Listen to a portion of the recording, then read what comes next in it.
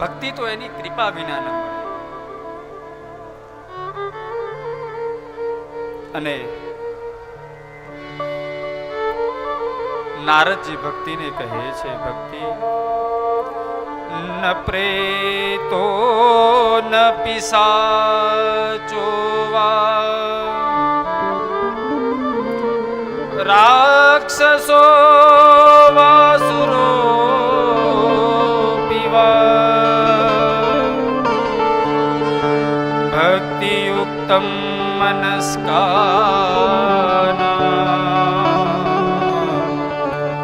સ્પર્શસેન પ્રભુર્ભવે.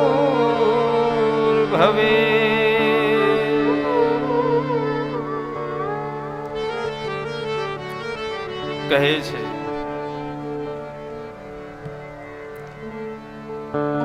જેના હૃદયમાં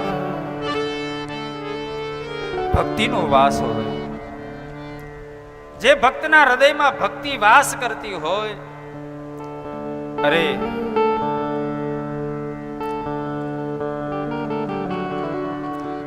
એ જીવનો, એ વ્યક્તિનો સ્પર્શ કરવાનો અધિકાર ન પ્રેતો ન પિશાચો વા રાક્ષસો વાસુરો પીવા. એ જીવનો સ્પર્શ, એ વ્યક્તિનો સ્પર્શ નથી કોઈ પ્રેત કરી શકતો. ન પ્રેતો ન પિશાચો વા, એને કોઈ પિશાચ પણ એ વ્યક્તિનો સ્પર્શ નથી કરી શકતું.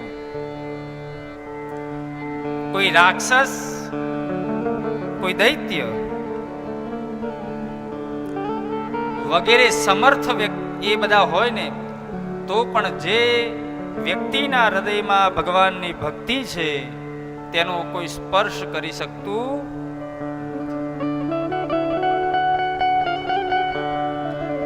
અરે એસામ ચિત્તે વસેદ ભક્તિ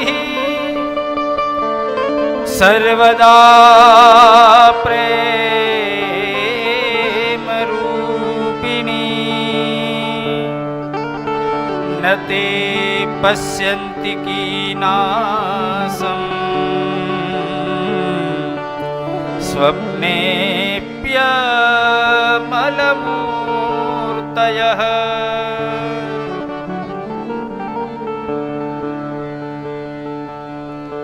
અરે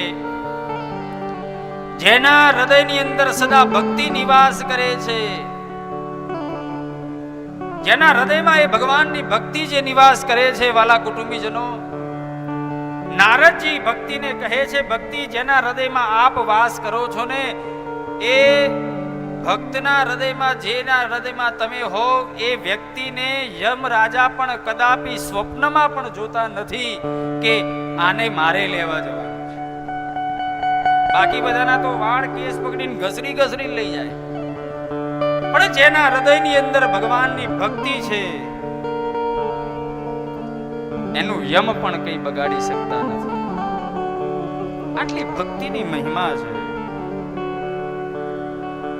અરે અંતે તો કહે છે,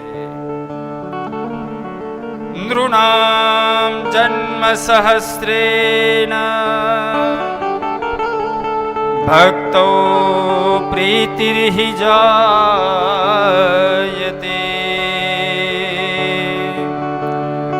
કલૌ ભક્તિ કલૌ ભક્તિર ભક્ત્યા કૃષ્ણ પુરસ્થિતઃ. નૃણામ જન્મ સહસ્રેણ ભક્તો પ્રીતિર્હ જાયતે. તમે 1000 જન્મ ધારણ કરો અને એ 1000 જન્મોના પ્રતાપે કદાચ જો ભગવાનના ચરણોમાં ભક્તિ થઈ જાય, અનુરાગ થઈ જાય, તો યાદ રાખજો, કેવલ આ તમારા જીવનનો ભક્તિ એક જ સાર છે કે જે તમને ભગવાનને પ્રાપ્ત કરાવી શકે. ભગવાન કૃષ્ણચંદ્રની પ્રાપ્તિ એ કેવલ ભક્તિ જ કરી શકે છે, બાકી કોઈ જ આ સંસારમાં એવું કોઈ સાધન નથી કે જે ભગવાનની પ્રાપ્તિ કરાવી શકે.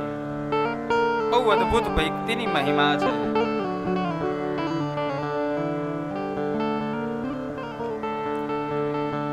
અને કહે છે ભક્તિ દ્રોહ કરાય ચ તે સિદંતિ જગત્રયે દુર્વાસા દુઃખમાપન્ન પુરા ભક્ત વિનંદિક.